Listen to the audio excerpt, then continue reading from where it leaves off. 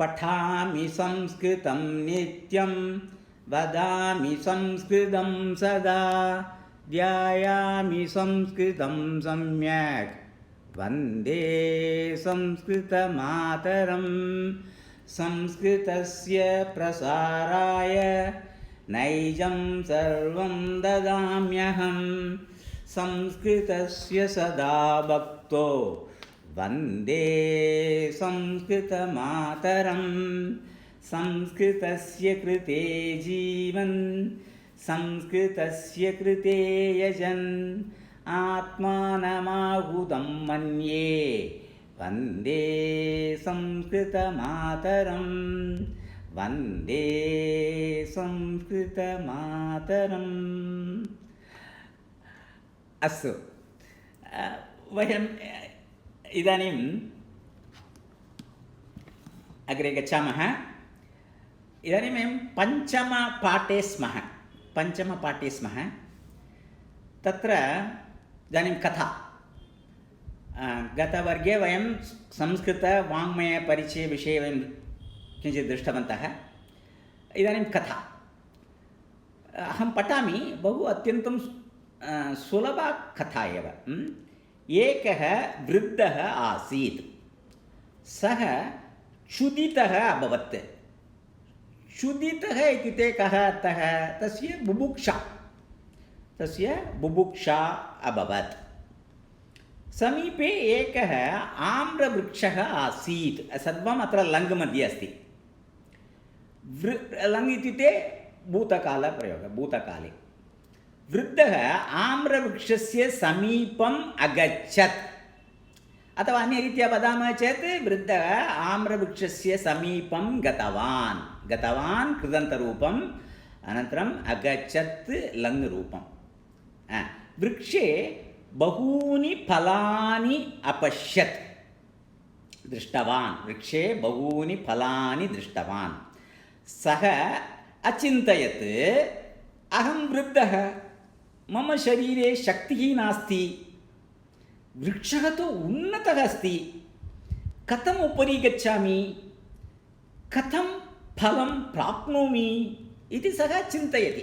अथवा चिन्तितवान्। अत्र भूतकाले अस्ति चिन्तितवान् अथवा अचिन्तयत्। वृक्षस्य उपरि वानराः आसन्।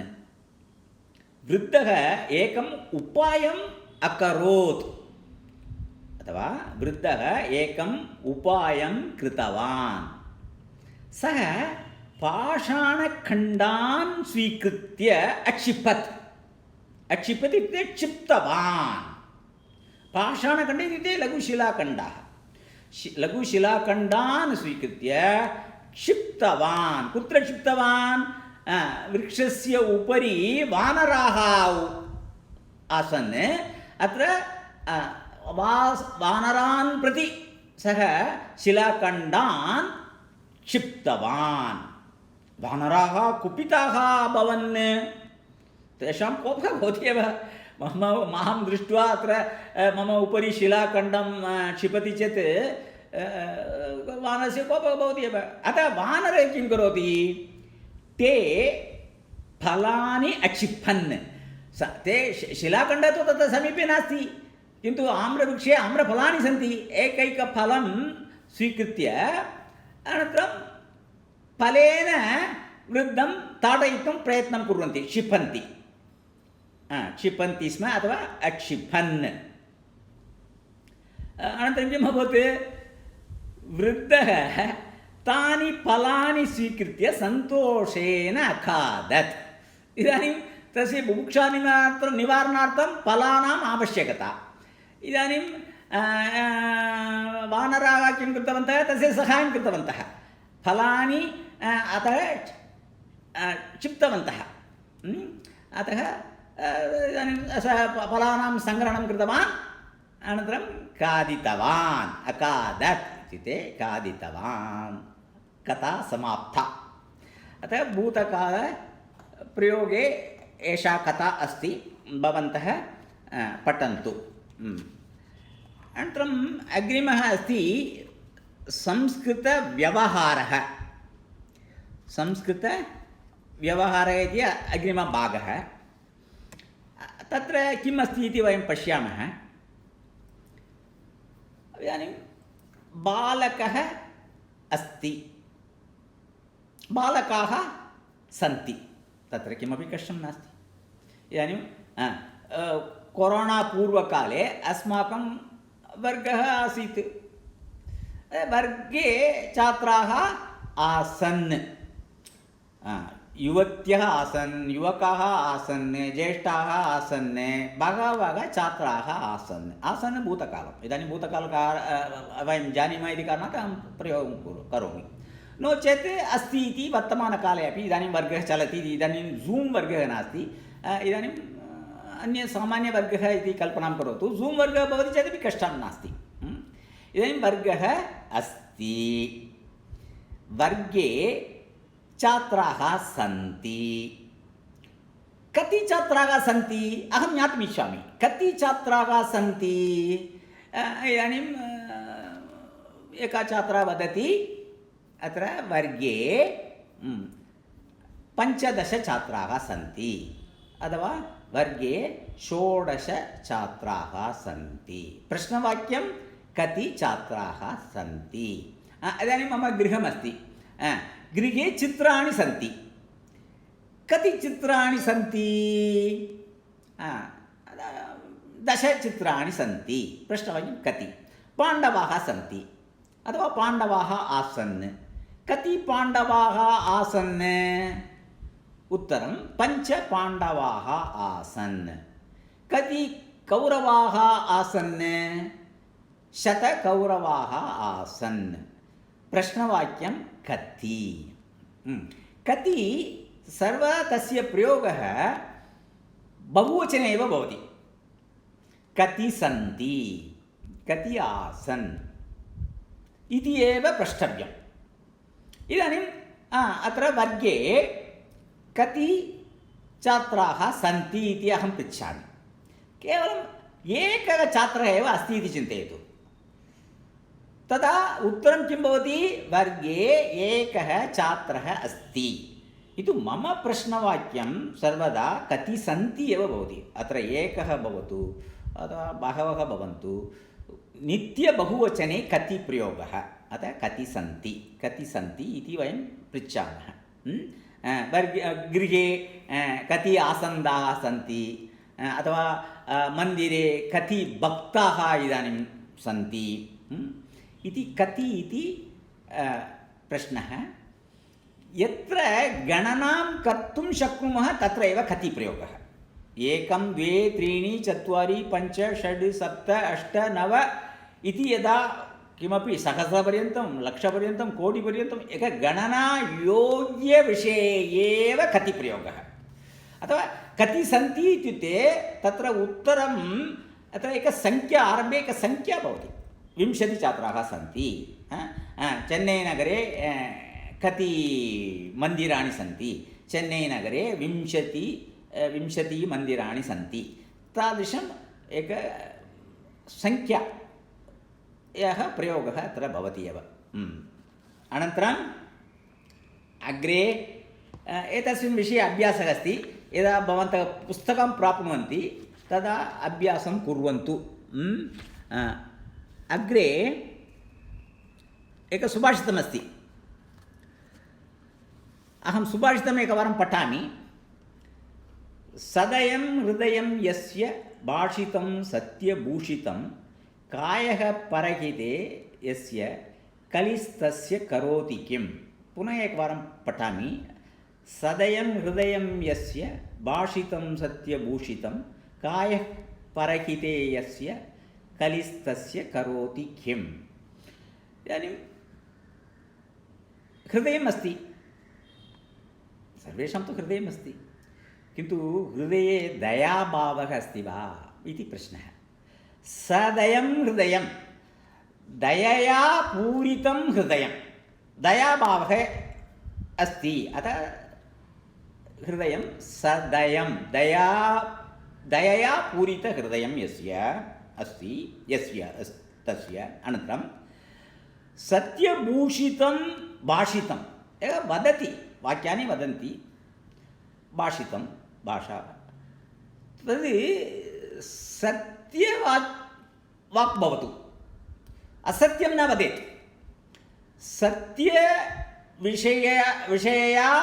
विषयेन भूषितं यदा सत्यवाक्यं सत्यं वदति यः सर्वदा सत्यं वदति यस्य हृदये सर्वदा दया भावः अस्ति अनन्तरम् अन्येकः अस्ति यस्य कायः परहिते कायः इत्युक्ते शरीरं तस्य शरीरम् अन्येषाम् उपकारार्थं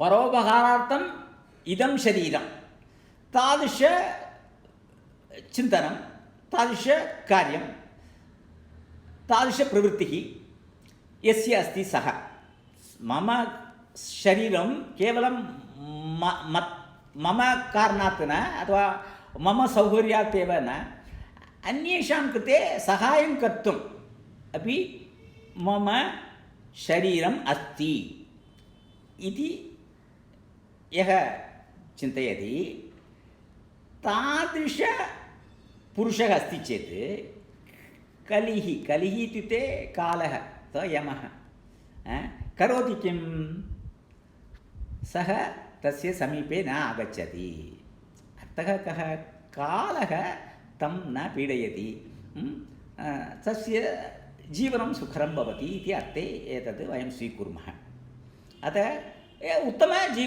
उत्तमजीवनं कथं भवितव्यम् इति सुभाषितकारः वदति अत्र अस्माकं हृदयं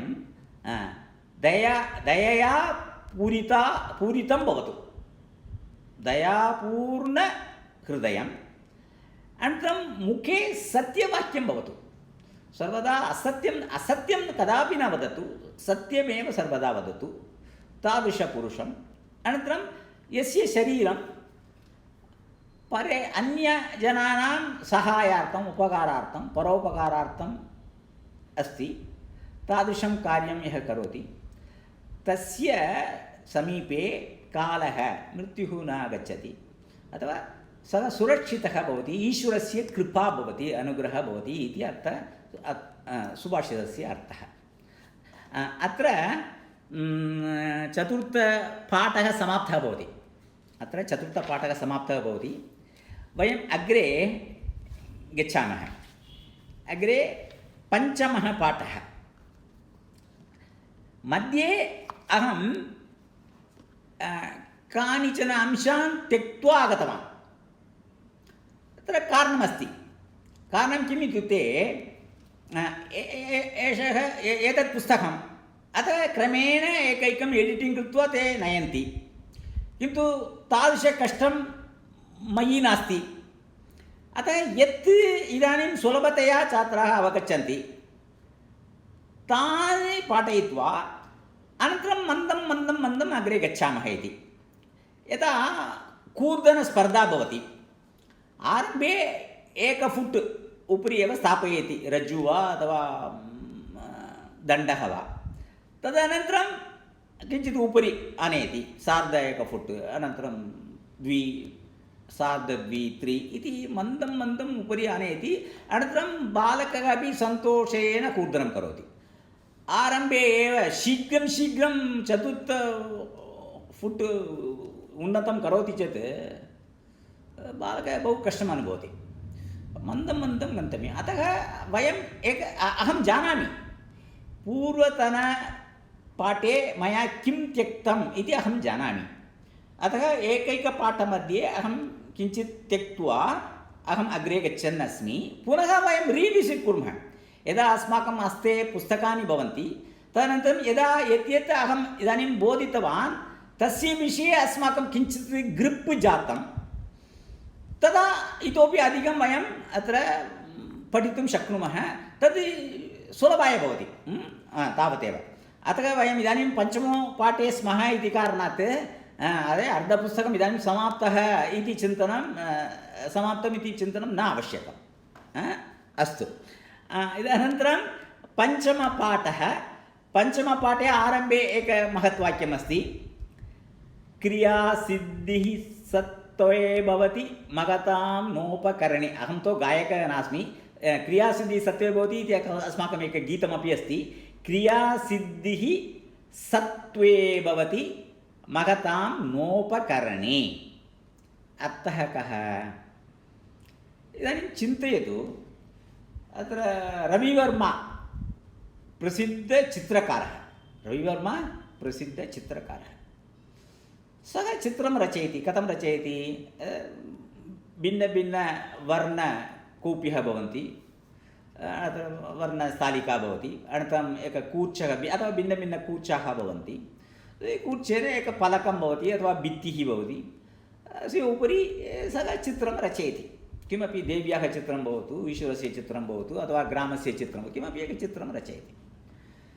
अस्तु, अन्ये एकः मम समीपे अपि, अहं तेन सह गतवान् इति चिन्तयतु, एकं प्लेट् ददाति, तत्र बहु वर्णाः सन्ति, अनन्तरं दन्तकूर्चा, एतत् दन्तकूर्चा न, एतत् चित्रकूर्चाः सन्ति, भवान् अपि एकं चित्रं रचयतु इति वदति। रविवर्मा रचयति, अहं रचयितुं शक्नोमि वा? मम समीपे अपि समानतुल्यकभित्तिः अस्ति, अनन्तरं समानरङ्गविषयाः, वर्णविषयाः, वर्णवस्तूनि सन्ति, सामग्र्यः सर्वं समानमेव। तथापि अत्र अहं एतत् गणेशस्य चित्रं रचयामि चेत् गणेशः इति न दृश्यते, अन्य किमपि किमपि दृश्यते। किन्तु रविवर्मा गणेशस्य चित्रं रचयति चेत् सर्वे नमनं कुर्वन्ति। एतत् सर्वं कथं साध्यं भवति इत्युक्ते, एतत् कार्यम् अस्तु, वर्णानाम् आवश्यकता अस्ति, कूर्चानाम् आवश्यकता अस्ति, सामग्रीणाम् आवश्यकता अस्ति, तदेव पर्याप्तं वा? न, तैः सन्ति इति कारणात् चित्रम् आगतं वा? न। अत्र एतत् वाक्यं किं वदति इत्युक्ते, क्रियासिद्धिः। इदानीम् एकं गणेशस्य चित्रम् आगतम् इत्युक्ते सिद्धिः, साध्यं, क्रिया, यत् क्रियायाः एतत् कार्यं यत्किमपि भवतु तद् सत्त्वे भवति। सत्त्वम्, अत्र सत्त्वं कथं वयम् अवगच्छामः इत्युक्ते, एकैकस्य मनसि अथवा विद्यमान सामर्थ्यं, बुद्धिः, कौशलं, एतत् सर्वम् अत्र भवति। तेन कारणेन एतत् कार्यं साध्यं भवति। केवलं तत्र वस्तूनि न उपकरणे, उपकरणे सर्वं सामग्री सर्वम् उपकरणेन न भवति। सत्त्वे तदपि सामान्यसत्त्वं न, महतां सत्त्वं, बृहत्, बहु अधिकसामर्थ्यम्। इदानीं वैद्यः अपि पश्यतु, वैद्यः अस्ति, ज्येष्ठवैद्यः, सः अपि हृदये किमपि शैल्य वैद्यं करोति। अन्ये इदानीमेव पठित्वा आगतवान्, तस्य समीपे एतत् सर्वं चुरिकां सर्वं ददाति चेत् सः गच्छति वा, करोति वा? न करोति, किञ्चित् कालः आवश्यकः। अतः केवलम् अत्र चुरिका अस्ति, सर्वं सामग्री अस्ति, नर्स् सर्वे सन्ति इति कारणात् कर्तुं शक्नोति वा? सः अपि वैद्यः, तथापि तस्य न, यावत्पर्यन्तं महती शक्तिः न अस्ति। अतः एतत् सर्वं वयं न कदापि न चिन्तयामः। यत् कार्यं क्रिया सिद्धिः भवति तद् अत्र विद्यमानसामग्रीकारणात् इति न, एकैकस्य मनसि अथवा शरीरे अथवा बुद्धिमध्ये विद्यमानसत्त्वं, सत्त्वं सर्वं सत्त्वम्, अस्तित्वम् अथवा सामर्थ्यं, बुद्धिचातुर्यं, कौशलं, किमपि स्युः, तद् कारणम् इति अत्र वदति। अस्तु, वयम् अग्रे गच्छामः। अतः यत् महाजनाः साधयन्ति तत्सर्वं सामान्यजनाः साधयितुं न शक्नुवन्ति इति अर्थे अपि वयं स्वीकर्तुं शक्नुमः।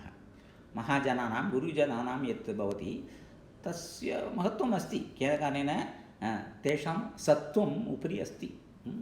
तथा सामान्यजनान् तावत् सत्त्वं नास्ति इति कारणात् न कर्तुं शक्नुवन्ति एव, न कर्तुं शक्नुवन्ति। केवलं पुस्तकम् अस्ति, सङ्गणकम् अस्ति, सर्वम् अस्ति, तथापि यदा उपन्यासं करोतु इति वदति चेत् उपन्यासं कर्तुं न शक्नुमः। तन्निमित्तं सामर्थ्यं वेलुगुडि कृष्णन् महोदय एव तत् सर्वं भवितव्यमेव। अस्तु, इदानीम् अग्रे अग्रिमभागे अस्ति भाषाभ्यासः। अत्र वयं यावत्पर्यन्तं क्रियापदानां लकारद्वयं वयं पठितवन्तः। एतस्य नाम लकार। इतः परं मन्दं मन्दं ईदृश टेक्निकल् टर्म्स् अहम् आनयामि। अहं पूर्वम् उक्तवान् वर्तमानकालस्य लट् इति नाम इति। वर्तमानकाल किमर्थं लट् इति वदतु। एकः लट् एकः लकारः। अनन्तरं भूतकालविषये अपठत्, अपठम्, अगच्छत्, एतत् सर्वं लङ् इति अहम् उक्तवान् भूतकाले। अतः लङ् अपि एकः लकारः। इदानीम् अद्य वयम् अन्येकलकारविषये ज्ञानं प्राप्नुमः। तस्य नाम लोट्। भीतिः नावश्यकं। माता गृहे भवति चेत् प्रातःकालात् आरभ्य रात्रिपर्यन्तं लोट् प्रयोगः भवति।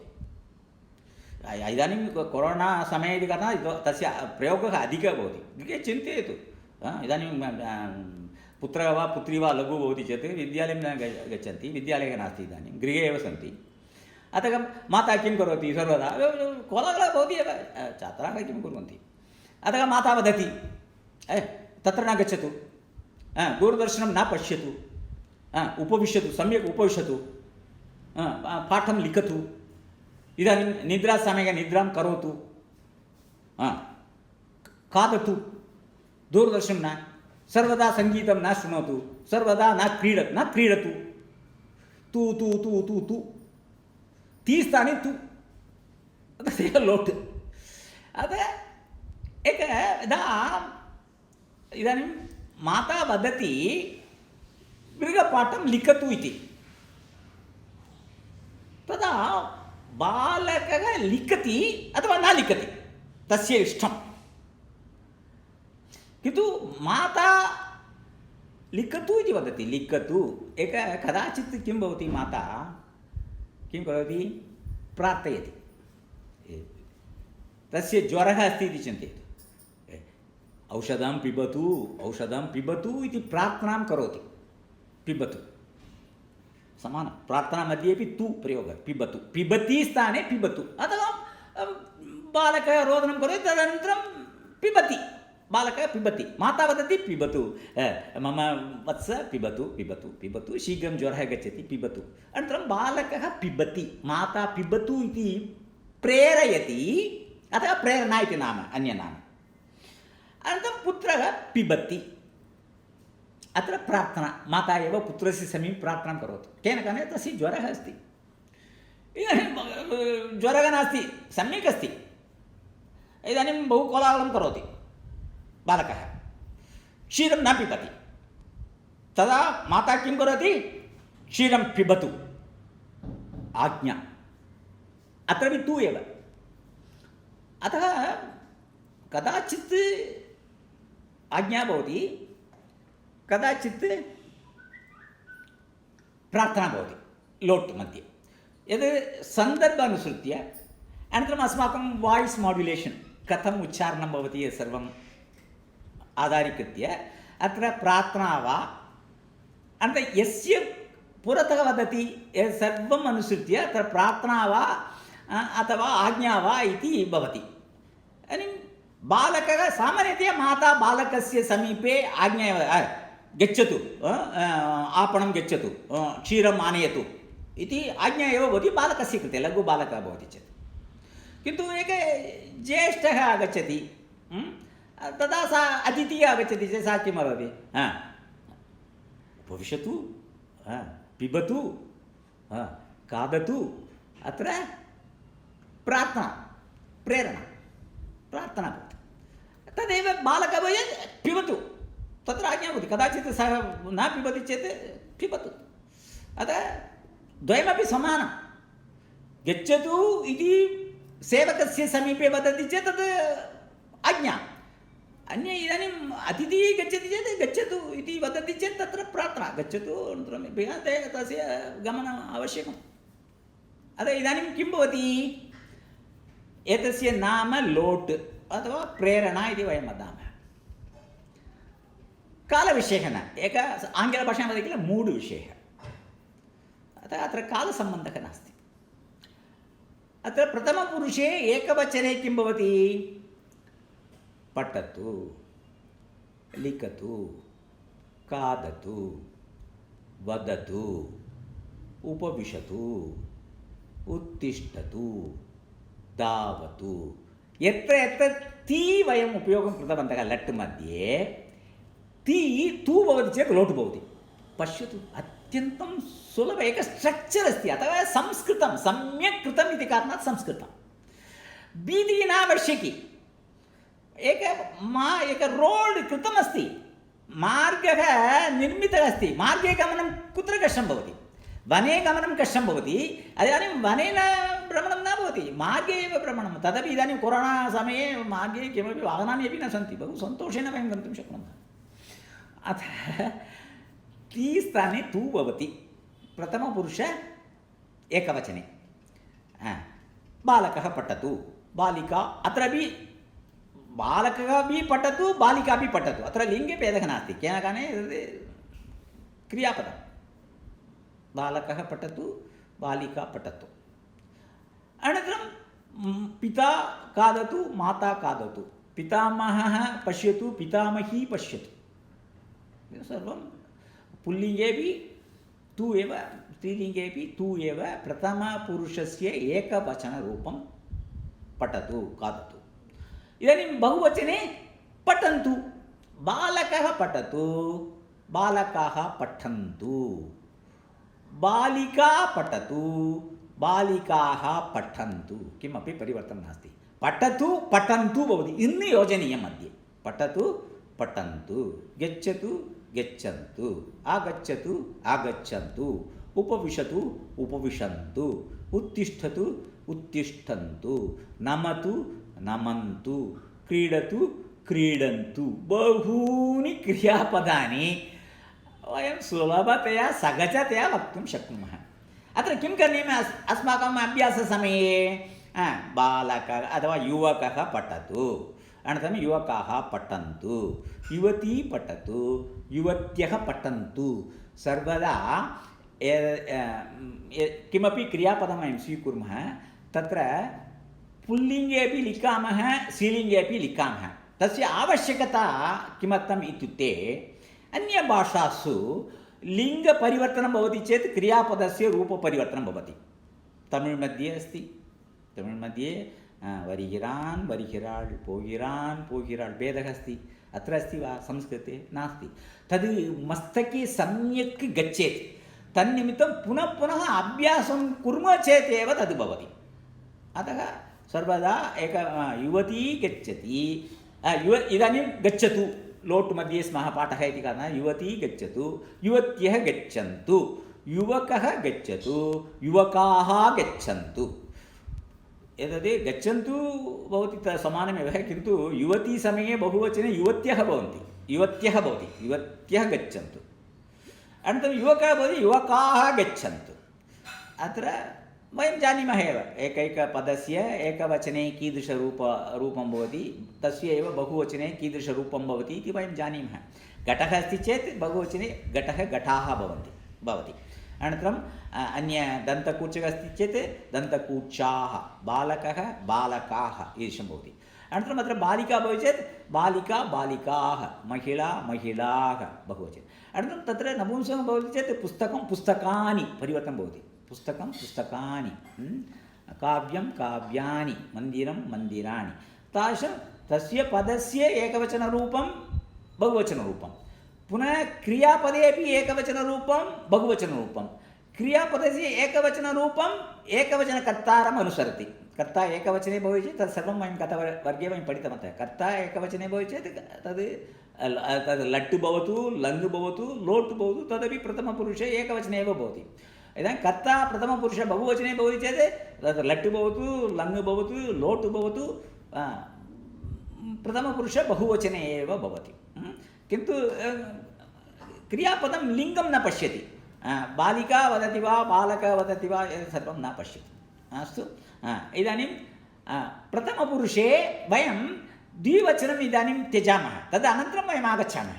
इदानीं रूपचतुष्टयं पर्याप्तं, नवरूपाणि न आवश्यकं, बहु भ्रमणं भवति। अतः बालकः गच्छतु, बालकाः गच्छन्तु, पितामहः पठतु, पितामहाः पठन्तु, अनन्तरं वैद्यः लिखतु, वैद्याः लिखन्तु, तादृशम् अर्चकः अर्चयतु, अर्चकाः अर्चयन्तु, ईदृशं वयम् अभ्यासं कुर्मः।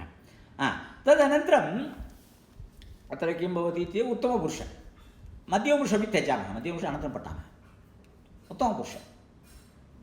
उत्तमपुरुषमध्ये वर्तमानकाले लट् मध्ये किं भवति, अहं गच्छामि, अत्र लोट् मध्ये अहं गच्छामि, मी भवति, अहं गच्छामि, अहं गच्छामि, तस्य प्रयोगः कथं भवति इति चिन्तयतु।